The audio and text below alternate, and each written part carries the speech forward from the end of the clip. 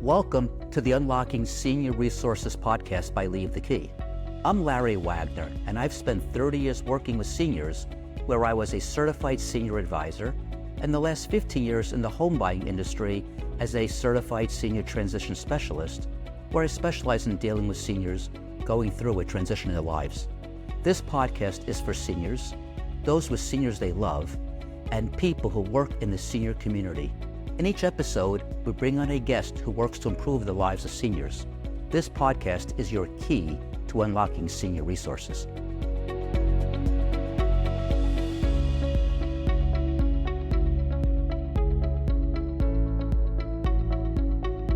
Today I'm with Shelly Samuels from Affinity Skilled Living and Rehabilitation Center. I want to make sure I got that right. Hello, Shelly. How are you today? Hi, Larry. How are you? Thanks for having me. Thank you for coming. So you're working with Affinity, and what your job in Affinity is? I'm the Director of Marketing. Director of Marketing. I know we discussed that, but it seemed better if I asked you. So question for you is, how did you get there? What is your journey to have gotten to Affinity?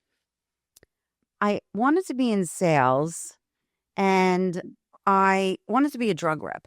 Okay. And as in medication. Yeah, medication, a pharmaceutical rep. If that sounds better. Pharmaceutical rep. Okay. And I couldn't because I didn't have my bachelor's. Okay. You have to have a 4-year degree. I did not know that. Yes. Years ago, I don't think you had to, but when I was looking like 25 years ago, probably maybe 30 years ago, Right. I asked my mother's friend, her name is Shelly too, and she worked for Enfamil, which is a baby formula. Right, sure. And I said, I want to be a pharmaceutical rep. What do I have to do? And she goes, since you don't have your bachelor's, look in Newsday. That's how we used to look for jobs. That's right. And sell houses, the little ads. And see if you could be a merchandiser. So merchandising is you go into a supermarket and you see the people that are in the supermarket and they're resetting the shelving. Yep. So I answered an ad in Newsday, and they were brokerage companies. And I would represent, say, Helene Curtis and, say, Breyer's Ice Cream or different food products or beauty supplies. And each company would come into the supermarket, and we represent our own company. Right. And we would have to reset the shelving for them. So there would be a place where, say, Green Giant's beans would be, and then there would be a place where, say, Del Monte would be, and all these different companies. So there would be like 6 of us taking everything off the shelving, putting new labels, and resetting the shelving. So then we had to do ice cream resets. Okay. Oh my God, it was freezing. So you've gone from there to skilled care to yeah. So Affinity. after that, I went to medical sales. Okay. So I We're sold getting closer. endometrial biopsy curettes. I don't know if Okay. you know what that is, and pessaries. No. Which is it's a uterine device to hold up someone's bladder, like Okay. women. It's a woman Maybe product. I don't know. Okay. So it was OBGYN products Mhm. and gynecology products I sold. And then my company was bought by another company, and I was one of the top salespeople in the company, but they let me go. Right. So Made too much money. yeah, I was one of the highest paid salespeople in the brought in the most business. Right. So then I was without a job for 4 months, and I had 4 different options which I could go through, like Hunter Ambulance, Advanced Care, which was a home infusion company, a DME, durable medical equipment company, or a vitamin company, and I chose home infusion. So I did that for about 10 years. I started as a rep, and I became a director of all the liaisons. I had like Right. 13 liaisons under me. And then that company was sold by a big corporation, and I don't really like working with big corporations. I like mom and pops. Yeah. So I left. Then I went to Visiting Nurse Service of New York. We keep getting closer and closer. Yes. Okay. For 9 weeks. And then a home care agency recruited me, Mhm. private pay. Right. So that's when you're dealing with the elderly. So I was there for 8 months. And then after that, I went back to infusion. I was there for 5 years. It was during the pandemic. And then I left there, and I started to work in the nursing home business. So first I worked for Glengarriff, and then Water's Edge. Okay. And I left there, and I went to Affinity, where I am now. Oh, very good. So it took you a while to get there, but you got there. I got here. And how long are you with Affinity? It'll be 2 years in June 1st. It'll be 2 Okay. years. Okay. So Affinity, it does long-term skilled nursing care Hmm. as well as rehabilitation. Yes. Is that typical? Because I know so many just are long-term care and so many just rehabilitation centers. Typically, is it They're both. the They're a typical? combo. You're both. Is that normal, typical in the industry or Yes. more? It Yeah. is. Because I know my mother-in-law's, though, she's in one right now. I mentioned the one she's in. Hmm. Do they also have long-term care in that facility? Yeah. What do they do? My aunt was there. Oh, there you go. I did not And she know was that. long term. I did not know that. Okay. So with that in mind, there's plenty of facilities on Long Island as the Hmm. population of Long Island ages. Yep. As baby boomers are Hmm. getting older and older. I guess everyone's getting older and older. Hmm. So we're getting old and old. So with that in mind, you're in a crowded space, but with a growing population Yes. of seniors, which is the good news. Hmm. What makes Affinity different than other facilities? Is there a differentiator between the many out there and you guys? Yes, because there's a lot of rehabilitation centers that just do the PT, the OT, the speech. They don't have any outliers where we specialize in ventilators and tracheostomy care. Okay. And there's only 4 in Suffolk County. Oh, really? What, 3, I think. There's 3 Okay. in Suffolk County alone, just there. So a lot of people are on ventilators and a lot of people have trachs, and they need a place to go. So when they go there with a ventilator check, they're staying there. That's long-term care. No, because they're getting rehabilitated from that? yes. Oh, okay. A lot of people do, a lot of people don't. We have a lot of good stories. Okay. So what brings somebody in with a ventilator that keeps them there versus they're leaving? That they get coming off a ventilator. Are people with ventilator leaving, going home with a ventilator, or they're going home because they're off the ventilator? Off of it. Okay. Or they'll get them off it, but then they'll have to go to our long term because they can't go home. Right. Like we had somebody young who had a gunshot. He was shot. Okay. So he's paralyzed. But he was on the ventilator and we got him off the ventilator. Hmm. And then he moved upstairs to our long term area. Oh, I see. Okay. But ventilator free. Ventilator free. Okay. That's a big difference in quality of life. We've had somebody another young one, he was like, I think 46 years old and he had open heart surgery. And he was on a ventilator, I think, for 3 months. And we got him off the ventilator. When I first saw him, he couldn't even talk. He was like whispering to me, like mouthing, and I couldn't even hear him. Mm-hmm. Then he started to get better where I can hear him. Then he started to, I'm trying to think of the sequence of events. But where they got him off the ventilator and he was talking and he was in physical therapy and he moved upstairs too. And he went home. How old the person was this? He was like 46 years old. Wow. I think he was on a ventilator for 3 months. Mm-hmm. And we got him off. Wow. So I'm very proud of that. When I hear stories like that, when I see our respiratory therapist director, I'm like, you have any stories for me? Have any stories for me? That's good. That's what we want to hear. We want to hear success stories. Yeah. Everybody likes success stories. Except when you watch the news. Everybody likes terrible news. I know. But things like this, they want to hear good news.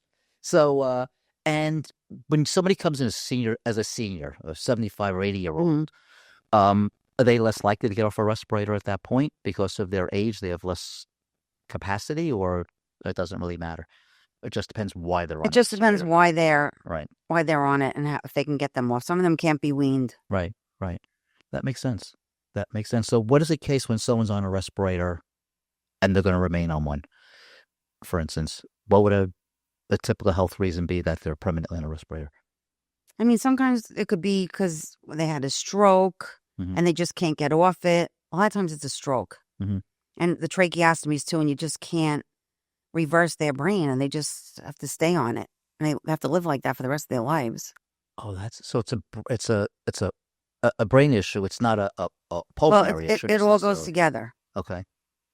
Oh, I was thinking some lung problem itself, but it can go beyond the lungs, is what you're saying. You say it all goes together. Well, that's interesting.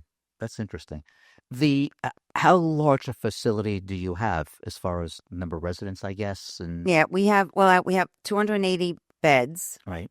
And we're probably at like 95% capacity now. Wow. We have more long-term patients than we have short-term patients. Oh, that's good. That's good for business.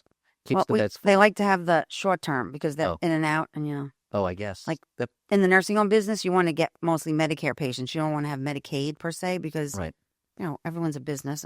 Of course. Well, that's going to be one of my questions. Funny you will. Let me go there right now. It's going to come down the pike, and that is Medicaid itself. Do you accept Medicaid long-term care patients? Yes. You do. So if we get a patient, say from the community, Right. the family can't take the care of them anymore, they would have to get a PRI. It's a patient information document, which says what their ADLs, activities of daily living, and all their information is on a one-sheet page. Well, it's a few pages. And we have to vet them financially and medically. Right. Like if somebody's a dementia patient and they're having behaviors and they're trying to leave the building, we don't have a locked unit. Right. So we don't want to put our other residents at risk for they might punch them or hurt them or, they don't know they're doing it, but we want to make sure everyone's safe. So it would be, that would be one of the reasons. You used to be able to take, during COVID, you could take patients from the community. Now they have to go to the hospital for 3 days. For 3 days? 3 days before you can put them in, before you can generate a PRI and have them come in to our facility. I did not know that. But during COVID, that wasn't the rule. Mm-hmm. Now, these rules are from the 1960s. So I think they need to change it. I used to be a financial advisor, and I sold hundreds of long-term care insurance policies. I remember that Medicare would pay for a nursing home care for the first 100 days after being in a hospital for 3 days. Yeah. But you're saying you have to come from a hospital to go into your... For 3 days, you have to stay for 3 days. That's what it was. So you had 3 days in the hospital, and then you would get up to 100 days. But if I'm home and I'm getting care at home, I have 24-hour care at home. I then can't go to your facility without first going to a hospital? If you're going to be a long-term patient, right, you can get a PRI done. Right. And then you usually have to have your Medicaid in place. Right. So the Medicaid would pay for your stay, or if you have long-term care insurance, of course you can come because they would take the funds out of your insurance plan. Right. And of course, everybody likes private pay. I've heard horror stories. Let me ask you a question. Do Medicaid patients get treated? Are they in the same kind of rooms? I guess they're probably in semi-private, or they're private rooms, things like that. We have mostly semi-private rooms. Right. And we have some private rooms, but we put people in private rooms if they're on contact precautions, basically, like say you have COVID or you have different kind of diseases that you need to have a private room. You can't have people coming in your room. Of course. And the Medicaid patients then in the same place as the non-Medicaid patients? Yeah. Yes. Okay. So I remember a story. One of my clients who was an advocate for his uncle. His uncle was a private pay, was in a very good nursing home, and then he ran out of money and went on Medicaid. And they moved him to a different wing. That's what we do. That's what you do. Yeah. Okay. So I thought that was reasonably common. He was not happy. Felt, why are you changing my uncle's location? But it was still the same building, same food, same everything else. What's the difference? So, okay, that was a question. But you do take Medicaid. I know. Are you required to? Because I thought not everybody does. But as far as I know, yeah. Okay. So in the place, so you have people on the long-term care side, there are people of all different levels of ability. I assume you have regular activities to keep people engaged. Oh, we have a really good recreation department. Okay. On different floors, different things will be going on at the same time. And if I'm in one of our meetings, like, we do NAIPC and GPNY and SUN, should I say what they are? Like that's good. These the are acronyms? networking meetings for people in the senior community. Yeah. So, I get a lot of referrals from them. Right. I forgot what I was talking about. I just lost my train of thought. Your activities. Our activities. Yes. So I'll meet people at these meetings, or I'll meet them. Like the other day I was in St. Charles, and this woman was selling jewelry. And she has something where she calls it, not bougie bingo. Oh my God. Blingy bingo. So she doesn't charge, and she plays bingo with the residents, and then she gives them jewelry. Like jewelry that she's had for a while. It's new jewelry, but jewelry that she hasn't sold or it was discontinued. And she'll give it to them as a gift and makes them happy. Right. It's so often my in-laws are in independent living, and they were giving out Mardi Gras beads. And everybody decorated their walkers. It's like everyone has a walker with everyone has Mardi Gras beads. Oh, it'll look different than everyone else, so I'll be able to identify it. So they all have Mardi Gras beads on there. Mhm. They need something else. They need flags or something. I don't know. But yes, they love these things. I make toys for donations, one of my hobbies, and I gave them to a independent living facility so the seniors could paint them, give them an activity to do. Then I donate them. They all kept them. Oh, They all kept them. So I'm careful. I give them to next time. So yeah, they get very possessive over sometimes these little things. I guess when you have less, you used to live in a whole house. Now you're living in a shared room. You have less tangible things. mhm. You tend to hold on to the few that you have. Yeah. So Yeah. so what kind of activities are you doing? So you mentioned the so that's pretty interesting with the jewelry. What Yeah. kinds of So I gave it to my recreation director today. She goes, okay. "This is great." And then she can even come to our building, and because we have people visiting all the time, and Right. we have a jewelry vendor, and I buy things from him all the time. Uh-huh. And she can come too and have residents buy. Sometimes residents will come down and buy Right. from the jeweler, and the people that work there and the people Mhm. that visit. And I'm the president of Case Management Society of America, the Long Island Mm. chapter. And our October meeting is our big meeting. It's Case Management Week. And we had a pet assisted therapy person Mm. come. They didn't let the dogs come into the building, into the restaurant, but she had her husband downstairs with a couple of dogs. So as people were coming to the restaurant, they Oh. got to see the dogs. Right. So one of the raffles that she has was a free pet assisted therapy session, and I happened to win. Uh-huh. So I donated it to my recreation department. Right. So she came in, and she has this 3-legged dog, Junebug, Huh. that she rescued. And Junebug went around to the patients' rooms, Right. and some people were afraid, but most people, they get so happy. Right. So when I find out she's coming on Tuesday, and I have this relationship with some of the patients, Right. I'll be like, David, Junebug's coming today. Do you want to see him? Patricia, the Huh. dog's coming today. You want to see her? And then when her name is Amy, when Amy comes to our building, I'll take her around to these people, these patients, and it just makes them so happy. Right. It's amazing the way dogs do that. They say how they lower your blood pressure. Just sitting petting a dog lowers your blood pressure. Mhm. But yeah. We have karaoke, and we have a mocktail, like happy hour, and the bingo, and exercises. And our recreation department's really good. How often do you have happy hour? Is that a daily thing or just No, it's not like when you're in assisted living. not It's like just, this? That's what I was going to ask. it'll be like maybe something for a holiday. Okay. Or sometimes some of the companies, like the other day, they came in and they brought hot chocolate and went around to the patients' rooms and gave them hot chocolate and I think like donuts or something. I wasn't there that day. Right. Hi, I'm Larry. And I'm Ben. We're the father and son team of Leave the Key Homebuyers, and we want to buy your house. We specialize in working with seniors who are transitioning out of their homes, and we understand what you were going through. So if you're considering selling your home and would like an alternative to the traditional overwhelming process, reach out and see how we can help. Do you have an outdated home? No need to update anything. Have a home that needs repairs? Don't bother with repairs. Don't want to take everything with you? Leave whatever you want behind. Dreading the headaches that come with agents? Sell your home without paying a commission. Dreading prying neighbors attending open houses and passing judgment on your home? No need for public showings. When you sell to us, you'll have all the certainty of closing on your timeline, not someone else's, and there's absolutely no pressure. Visit leavethekey.com or call us today for a no-obligation offer at 631-388-7771 if you want to sell your home today. I was looking at places. My son and I are partners in 3 nursing homes in Illinois. So I'm just conscious of what people do. And one of the places said they had bowling. I said, bowling? Who can lift a bowling ball? That was a typical plastic ball with the plastic pins, and they set up in the hallway, which I thought was very funny. So it's sort of like bumper bowling. Mhm. So it hits the wall, it bounces off. And so you make activities work. Yeah. You make activities work. And it doesn't have to be a big, impressive activity. It's something to do, and it makes them smile. Yeah, they do arts and crafts. Yep. So, All different things. I read somebody once at another nursing home. I went to an event, and there was a flower arranging person, mhm. and she brings real flowers, and she brings a mason jar, and they decorate. They make flower arrangements. Oh, that's nice. And they get to go home with something. They get to bring the flowers back to their room, and something they did. Yeah. Right. I've seen where they do painting, probably of you said arts and crafts, Mhm. and they all take their artwork very seriously.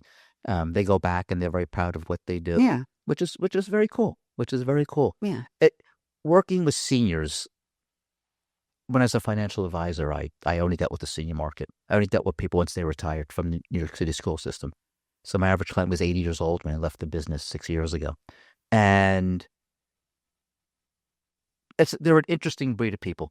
I don't know if us being seniors, when we're 85, would be the same as the 85-year-olds today. I have no idea. I imagine not. But it's a very proud group who doesn't demand a lot in life. Like the younger you are today, the more you want. Yeah. But they just want simple things, and they get satisfied very easily, which is, it makes it so much easier to make them happy. That may still have to go with each generation. I don't know. We'll see. We'll have this conversation 60 years from now. We'll revisit. But so you're doing arts and crafts. You have a specialty in the pulmonary part. So, first of all, where are you located? I never asked that. 305 Locust Avenue in Oakdale. In Oakdale. So it's on the South Shore of Suffolk County. And how long have they been opened?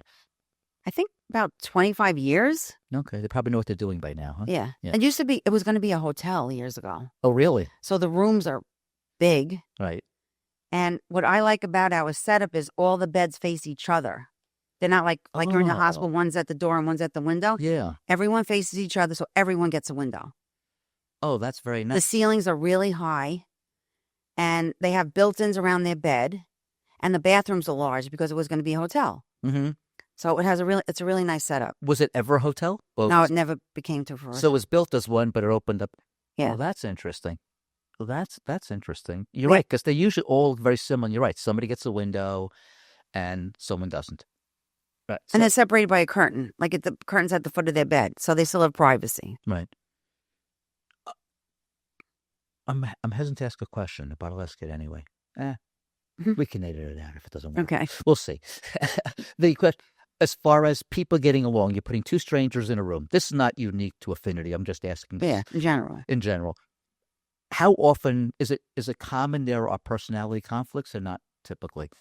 It's not typical, but it does happen. I'm sure it happens. That goes without saying, but it's not typical. Yeah, and we make room changes a lot to accommodate people because you don't want to have somebody that's a screamer, and then they're next to a person that's that's aware of what's going on with them, and maybe they can't sleep at night because this person's screaming all day and night, and they're confused or they have dementia or whatever it is. But we try to put them with people that they're compatible with. Okay, and some people make friends. Well, that's what's going to be my next question, because you're sharing a room with someone. So how much of their time during the day they spent in their room versus somewhere else, being in one? It depends on the patient, because some of the patients don't want to go to the activities. Right. They go out for the physical therapy. Right. Sometimes they refuse physical therapy. They don't want to do it. Just like in the hospital, people refuse their physical therapy. And some people are depressed. They don't want to leave their room. And then you'll see people... Like we have all these sitting areas. Like we have a courtyard that they go out and when it's nice weather, and their families sit out there, and people are like talking to each other, and roommates are talking to each other, and they're going around the building in their wheelchairs, and they're going up the elevator, down the elevator. So it depends. That's what I found too, because I know family members who are in independent living, and one goes to every activity available, and the other one goes to none of the activities. And they live, husband and wife live together they're both in this one apartment, and very different experiences. It's a function of their personality and what they expect out of it. But one's happy being alone, and one wants to be the social butterfly. Yeah. So I guess it's the same in your place. It's no different. Yeah. The is there an average age of the people in the facility? I would say 70s, 80s, 90s. We have a few young people, and I've noticed a lot of amputees. Oh, okay, that's interesting. I wouldn't have expected that. I assume I guess young people could be in that category, but that's interesting. I wouldn't have expected. I'm seeing more and more because I think because of diabetes and like what happened during COVID, and I used to work in a facility before this, and they had an amputee program, and I didn't see a lot of amputees. It was a really good program, but I didn't see a lot of amputees. I didn't see a lot of amputees in my building now. Diabetes more and more is definitely a problem. These people's diets are just god awful in America, Mm-hmm. and that's definitely increasing the amount of diabetic Mm-hmm. issues there are. Yeah. Yeah, I never thought about the amputee part. You threw me for a loop on that one. That was not. I wasn't the conversation expecting to go that way at all. At all. So the staff, they talk about ratios of staff to residents. Is that a typical metric in your industry? Yeah, like when a lot of people come in for tours, families come for Right. tours all the time. They want to know what's the ratio to Right. to patients, and it's like 1 aide to 10 people Mhm. to 10 residents, and they usually have a nurse on each side. Mm-hmm. At each nursing station, Mm-hmm. they'll have like a charge nurse, and then they'll have the regular LPN. So the charge nurses are the RNs, and the other patient, the ones that are pushing the carts around, giving them all the meds, are LPNs most likely. Right. Okay. Okay. And I was another question. Oh, meals. Do people eat in their room or they come down to a dining room? They eat in their room. They do eat in their room. Mm-hmm. Okay. And they get a choice. They have a menu that they pick Mm-hmm. every week. They could pick their meals, and Mm-hmm. and they could pick whatever. And you could bring food in. There's Uber Eats, and everyone's coming all the time to drop off all kinds of meals. And we have vending machines. And Mhm. I see a lot of the patients go to the vending machines to get snacks or drinks. Is there a place for family when family comes to visit? They typically in the room. You said there are some seating areas and so on. Yeah, they have the courtyard that's outside, and then they have right next to the courtyard is a big seating area with a big screen TV, and then Mhm. we have all on the main floors. There's all like at the end of each hallway. There's a seating area, and there's all different places to sit in the building. Do people use them? I asked for a reason. They do. They do. Because, again, friends, family of mine, they have a seating area on every floor, and with a funny story, and they have books out on the coffee table and so on. So one time I was looking at one of the books, I was waiting, I waited for them to finish dinner. I was reading through a book, and I ended up folding the cover, the jacket, over into like page 20, because that's Mhm. what I was up to. Mhm. I just left it that way. I was curious how long it would stay that way. Mhm. It was probably almost a year. Wow. I've never seen anybody sit in any of those, and they're on all the floors, and they're on two of the four corners of the hallways, and I've never seen one person sit there but me. Mhm. One time to look at that book while I was waiting. So they look nice, but no one ever uses them. But you're saying that they do get used. Yeah. Because I'd rather family visit and be out of the room, get the family out of the room. I'm assuming that's healthier for them than being in the room all day long. Yeah. And sometimes they sit out in the front. Right. We have it's nice. They have benches all over the place. In the summer, you see families sitting outside with the patient, Right. like wheel them around and just get them to have some fresh air. Right. My parents were in independent living, and that was the most popular spot. Faced west, they got the sunset, the afternoon sun, and every bench was filled. And there were like little yentas. They'd watch people come and go, what there was going on in the building. So they got the western sun and got to see the activity. It was a win-win. Yeah. So, but yeah, that was probably the most popular. They had a beautiful courtyard, but everyone sat out in front. Mhm. Everyone sat in front. You couldn't be a busybody in the courtyard. That was very, very funny. And they had happy hour. Again, it was independent living. They had happy hour daily, and boy, every day, families would come and keep drinking and drinking. Finally, cut the families off. They said, no more drinks for the family, no more alcohol for the family. Yeah. It's a liability. Then the family's driving You're home. driving home, yeah. Right. It becomes a real liability issue. Plus, people it's just not a reasonable thing. You get a drink is one thing, but you don't live there. Mhm. So anyway, but people don't know how to be polite, I guess. Yeah. But so what other things would you like to share?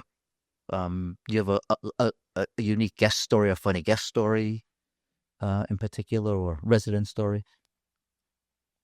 Well, there's one resident that came to me. I know her daughter was a social worker at Mount Sinai, which Roosevelt, which is Mount Sinai West now because Mount Sinai bought them. I didn't know that. Yeah, Mount Sinai bought a few hospitals in this, like Beth Israel, and they took over some hospitals. So and they changed all the names. And she was a social worker, and her mother was in assisted living. She asked me about a couple of assisted living places, and I recommended, and they loved it, and she was there, but then she fell, and she went to the hospital. And she came, she's with us now, and I think she has to be long term because she can't walk after she fell. She's like 90 something years old. She's really frail, and And, she's always said, I'm so depressed. I'm so depressed. But then when I tell her the dog's coming, Right. she gets so happy. I take pictures of her Right. with the dog. I send it to our daughter. Right. I have relationships with people. And if they're not happy, I'll check on them and I'll make sure that things are okay and make sure everything turns out okay for them. And because I care. I'm not one of those people that don't care. Right. If I'm walking in the hallways and someone's saying, help, help, Right. I'll say, do you need something? What do you need? And I get a nurse Right. but the really stories that I love is when someone's on a ventilator. Right. And they get off the ventilator. Right. And then, they become more long term, or, it's different. They'll go home, then they'll have to go back to the hospital, then they'll come back to us. But they really don't go back on the ventilator, which is good. So those stories, they warm my heart. Right. Like when I talk at NAIPC. Yeah. Do you belong to that? I don't belong to that one, no. It's National Aging in Place Council. Yeah. Everyone has to stand up and tell them, Right. tell the audience what we do. Right. We recommend and we refer to everyone. So I always tell them about a ventilator story that I find out. And then I told you, like every time I go into not every time, but almost every time, when I go to our respiratory director, I said, do you have any new stories to tell me? Any new stories? I can't repeat the same one again. That's good. I hope every time the answer is yes. So that way, pretty good. That's yeah, good. because even if they're working on it, Right. It didn't happen yet, but it's going to happen soon. Right. It's such a good feeling, and I believe in it, and Right. I'm not just selling it to sell it. Right. It's something I have to believe in something to Right. be a part of the company. Well, I agree with you on that. It's hard to be sincere. It's hard to be good at what you do unless you're sincere. Mhm. And I do believe that. I absolutely believe that, and the whole company works on that Mhm. that premise. The so people are finding you. How are people finding you? Where are your clients and residents coming from? Is it through word of mouth? Is it through the website? Is it through driving by your building? Is it doctor referrals? Most of it's hospital referrals. Hospital referrals? So if someone goes to the hospital, well, now they have to stay there three nights, Right. Yeah. and they get a list. Uh-huh. So I go into the hospitals and I talk to the social workers and case managers, depending on who's giving the referral. Sometimes the social workers do it. Sometimes the case managers do it. The case managers always do the PRI because you have to have a license to do a PRI. And they'll get a list, and it's like a star rating. We're a 3-star, Okay. but we're 5-star in quality measures, Mhm. that's how we take care of our patients. Right. And they'll look at the star rating, and I build relationships with the social workers and case managers. So they might suggest, like, why don't you try Affinity? I've been there. Shelly works there. Right. If you need anything, you can, she'll help you and Right. things like that. So you're an important part of bringing the business in because it's about relationships too, without Mhm. doubt. We have a commercial now. Mhm. That's on News 12, Uh-huh. and it's in the Brookhaven and Hauppauge area. Okay. So I finally saw it the other day. Uh. I never saw it yet. Uh-huh. I would go watch News 12 all the time, but it's on different areas and different times. Right. But I happened to catch it. It's really nice. It's a nice commercial. It's a 30-second commercial. I did not realize you can choose such a pinpointed area on News 12. I did not know that. Okay. And you're 95% full, 95%, and that's great news. And do you, there are Google reviews? So if people want to look for you and see their own reviews, are they Google reviews? Yeah, we have Google reviews, Okay, so people can get the website. Okay. We have a video on the website Mhm. that takes you for a virtual tour. Oh, that's nice. That's very relatable. That's very relatable. People can come in for a tour. They can call us. We'll give them a tour anytime they want. If I get a referral and someone, like, say a friend of mine sends us a PRI, or someone I know in our elder care community sends us a PRI, and I talk to the family, I said, would you like to come in for a tour? We have somebody there 7 days a week in admissions. Wow. So the main people there Monday to Friday, 8 to 4. And on a weekend, we have somebody there from 12 to 4. Mhm. So any day of the week, someone can come in for a tour and see the building. Oh, they're very accommodating. That's very accommodating. Well, that's wonderful because there are so many choices out there. A lot. A lot, as I said. There's a growing need, but there's a growing number of facilities. They're being built all the time everywhere. So I think a lot of it, I think the building is important, but the staff is really much more important than the building itself. And going to see and getting a feel of the people who are running the place is critical. Watching a video says, I like or don't like the facility. You can look for the location, but without a tour, you don't really get a sense of it. And I know my mother-in-law, they sort of refer to almost the ambassador of where she is. Because every time someone comes in for a tour, they end up sort of finding her in the hall somewhere or in the lobby or somewhere. And she tells them how wonderful the place is. And it's these resident ambassadors that seem to do most of the selling. I don't know if you sort of pick the people, but like everyone, so she knows everyone who comes in, who moves in, because she's pretty much met them all before, which is kind of good for her and good for them. They feel they know somebody before they even move in the door, can move in. So that's wonderful. It seems like a nice place. You have your own niche that you do. There's only 3 of them in all of Suffolk County. There's was 1.5 million roughly people live in Suffolk County. There's only 3 facilities that do what you do. Yeah. So that's a big deal. In addition to that, you guys have been around quite a while. So as I said, you must be good at it by now, as far as just the basic long-term care and so on. So it sounds like a good place to be. You're there. You sound very passionate and compassionate. And I said, that's so critical. So question, if people want to get hold of you, what's the best way to get hold of you? They can call my cell, which is 631-300-0874. 631-300? 0874. 0874. I never have a 300 number at the beginning. But okay, yeah. And our admissions office is 631-218-5901. And so in admissions, everyone answers the phone. They're always answering the phone. Like, it's hard to get a social worker because they're all over the building. And, of course, you always get the front desk, but usually admissions is the way we get the referrals. So you want to get the quick answers. And then my email is Shelly, Shelly, at Affinity, AFFINITY, Skilled, ED at the end, SKILLED.com. Very good. Very good. Well, I hope when people watch this podcast or listen to the podcast, they'll be intrigued and at some point reach out to you or Affinity in any way and come take a tour. Yeah, I love that. Well, thank you very much for being here today. Yeah, thank you. Thanks for having me. You're welcome. Thanks for listening to this episode of the Unlocking Senior Resources podcast by Leave the Key. If you've enjoyed this episode or found it helpful, don't forget to subscribe, leave a review, and share this podcast. We specialize in working with seniors who are transitioning out of their homes, and we understand what you are going through. So if you are considering selling your home and would like an alternative to the traditional overwhelming process, reach out to see how we can help. When working with us, you can sell your home in its current condition, there is no need to remove unwanted items, and you control when the house is sold, along with so many other advantages. Visit leavethekey.com or call us at 631-388-7771 to learn more about our senior home buying process.